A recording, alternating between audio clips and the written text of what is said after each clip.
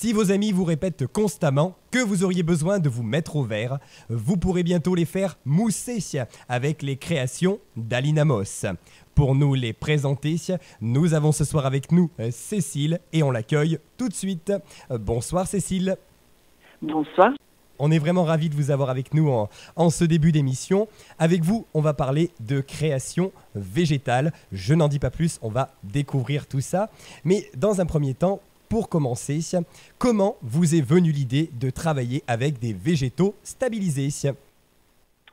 Alors, donc, le commencement de cette belle histoire végétale, déjà, il faut savoir que moi, je suis fleuriste de métier, donc j'ai tous les diplômes de fleuriste, depuis 22 ans.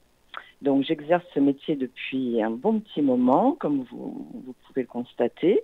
Et à travers mon métier de fleuriste, je me suis à l'époque dirigée vers la décoration événementielle.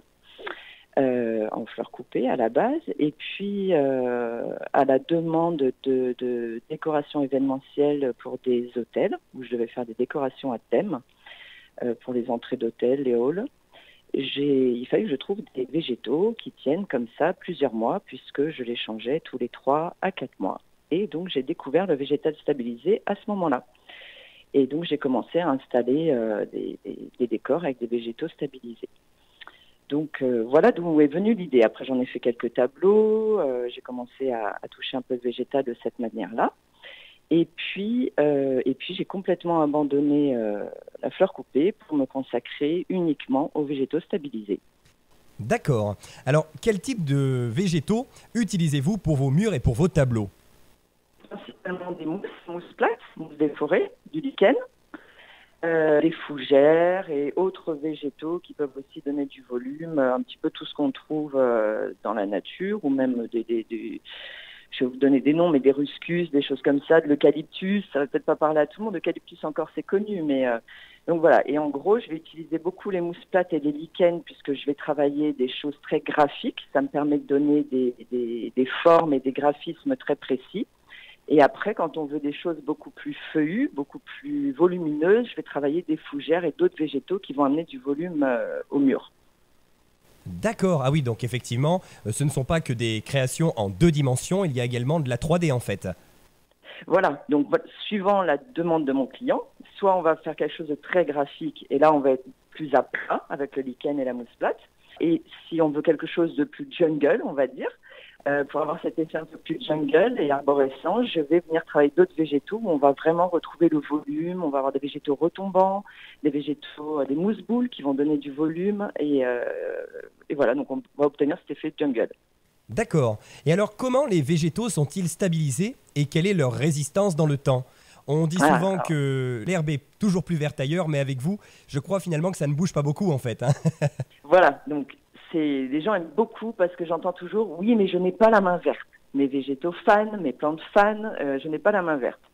Donc, ce qui va se passer, comment ils sont stabilisés. Ces végétaux, à la base, ce sont des végétaux donc 100% naturels. Comme je vous dis, ça va être de la mousse des bois, du lichen, des fougères ou autres, qui vont être coupés ou ramassés à l'apogée de leur floraison, vraiment là où ils sont vraiment les plus beaux et les plus verdoyants.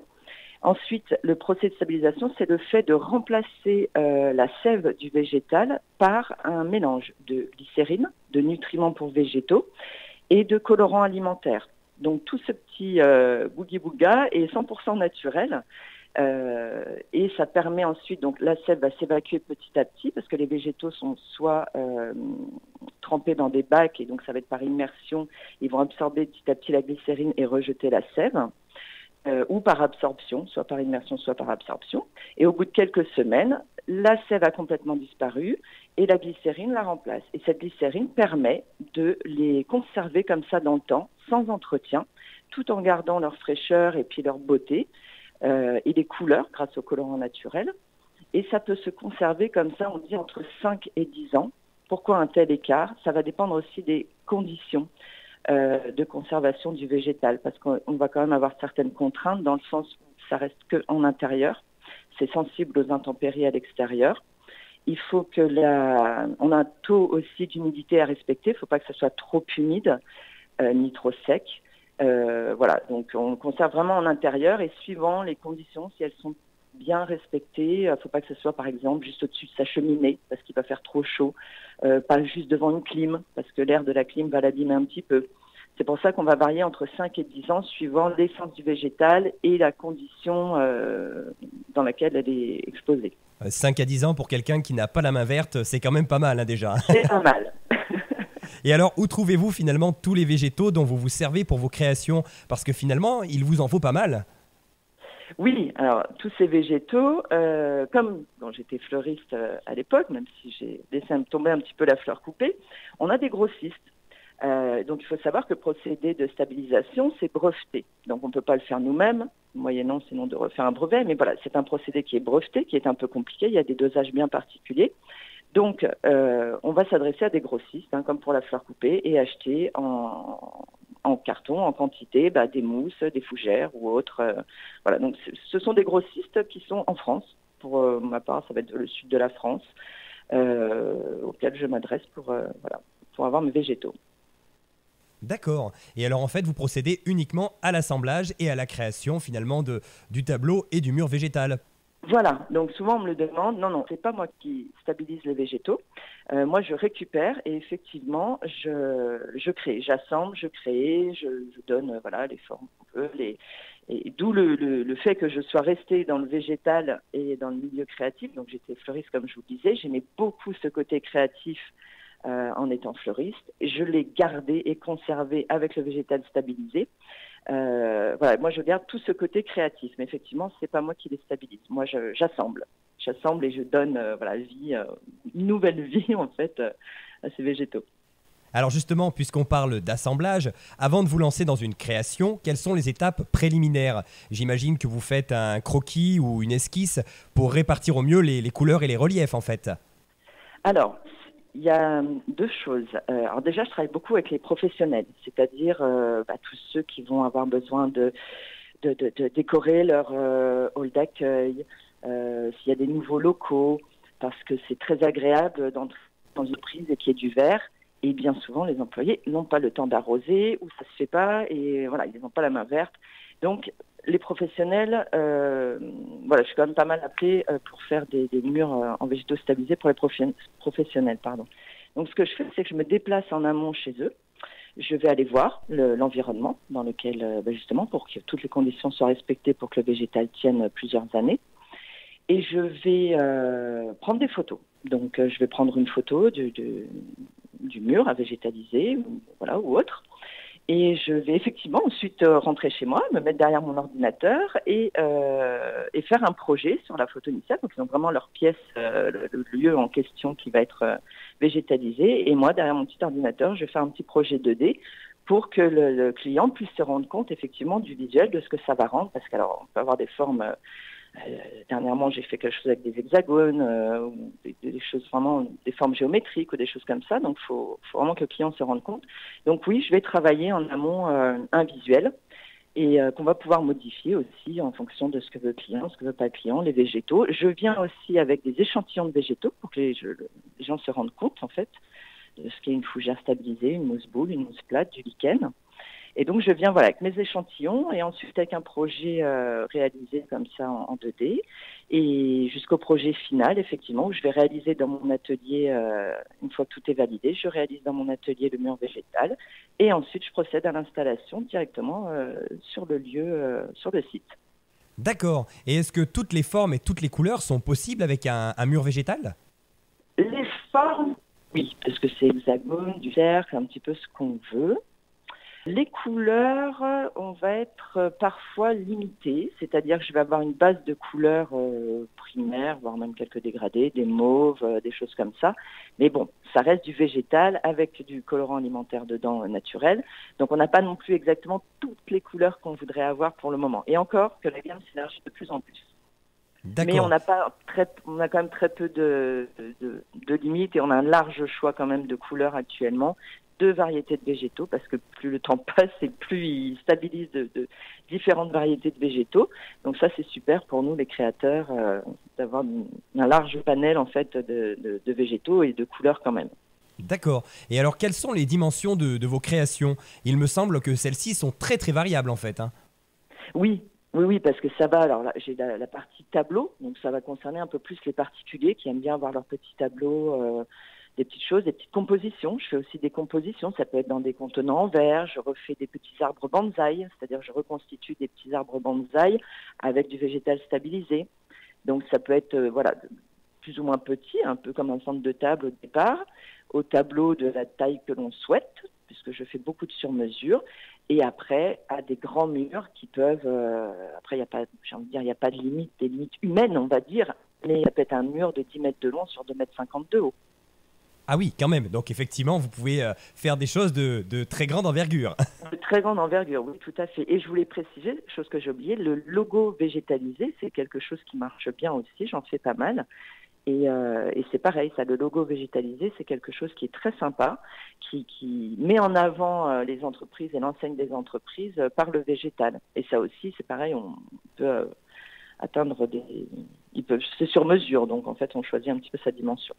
D'accord. Et est-ce qu'il y a des thématiques ou des sujets qui vous sont souvent demandés finalement dans ces créations végétales? Hum, Pas spécialement. Alors, je reviens au logo. On me demande beaucoup de logos végétalisés. Ça, c'est quelque chose qui plaît beaucoup. Donc voilà, en ce moment, ça va être un petit peu la tendance. D'accord. Et quel est le projet le plus original ou le plus insolite sur lequel vous avez déjà eu l'occasion de travailler?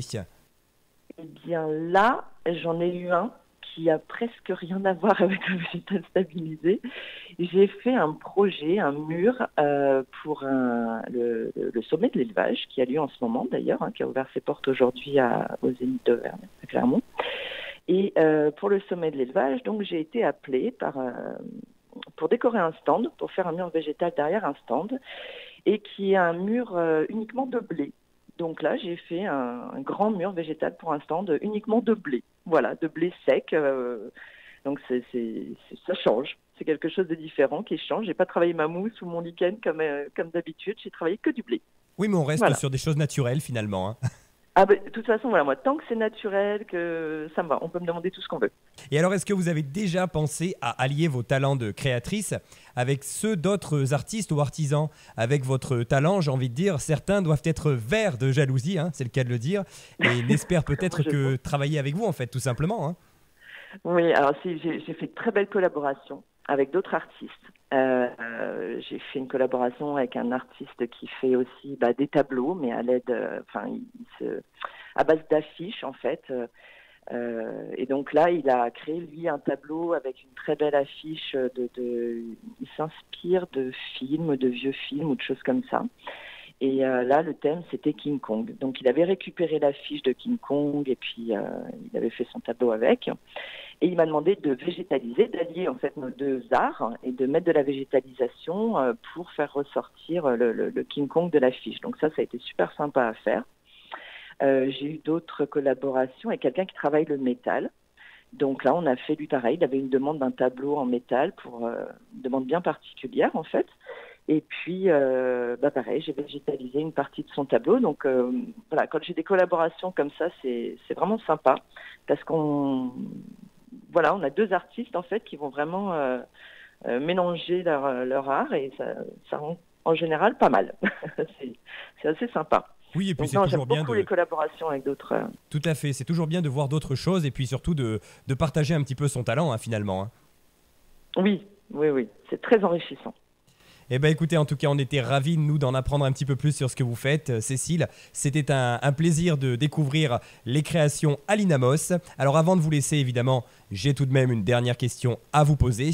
Où peut-on vous retrouver? Est-ce que vous avez éventuellement une page Facebook, un site internet, peut-être même des lieux dans lesquels on pourra vous retrouver dans les prochains jours? Alors exactement, j'ai Facebook au nom d'Alinamos, Instagram. Ensuite, donc moi je suis située à Vermonton, qui est bien connu pour la Vierge de Monton. Pour situer un petit peu, si on voit la Vierge, voilà, je suis pas loin de la Vierge de Monton. Et j'ai un atelier, donc c'est vrai qu'actuellement je n'ai pas de boutique propre à moi, mais j'ai un atelier de création qui peut être ouvert sur rendez-vous d'ailleurs, si on veut voir des petites choses. Et sinon aussi à Pont-du-Château, il y a une nouvelle boutique d'artisanat qui vient d'ouvrir, qui réunit d'ailleurs plein d'artisans et d'artistes du coin, qui s'appelle La Licornerie, qui est 11 place de la Liberté à Pont-du-Château, où sont justement aussi exposés tableaux et compositions, donc en végétaux stabilisés. Voilà, donc il y a Pont-du-Château, il y a Vermonton, et puis donc comme je disais, Facebook, Instagram, où il y a mes coordonnées un petit peu partout. On peut m'appeler sans problème pour demander un tableau sur mesure ou ce qu'on veut. Eh ben, on va tout simplement rappeler le nom de votre entreprise, Alina Moss, tout simplement. A-L-Y-N-A, Moss, M-O-2-S, tout simplement. Donc n'hésitez pas à aller jeter un petit coup d'œil sur Facebook, sur les réseaux et surtout, bien évidemment, dans les différents lieux que Cécile nous a cités, bien sûr. On vous retrouve près de Vermonton, notamment, Pont-du-Château également, enfin, dans les alentours de Clermont-Ferrand. Bon, ben écoutez, en tout cas, merci beaucoup Cécile d'avoir été avec nous. C'était un plaisir de partager l'antenne avec vous et surtout de découvrir toutes ces créations en végétaux stabilisés. Merci beaucoup de m'avoir laissé parole et d'avoir pu me présenter et faire découvrir mon activité. Eh ben écoutez, en tout cas, on espère que nos amis auditeurs auront été intrigués par vos créations et qu'ils auront envie d'en savoir un peu plus en venant vous voir ou en allant jeter un coup d'œil sur vos réseaux. Cécile, on vous souhaite une très belle soirée et puis surtout, on va continuer sur la même lancée, j'ai envie de dire.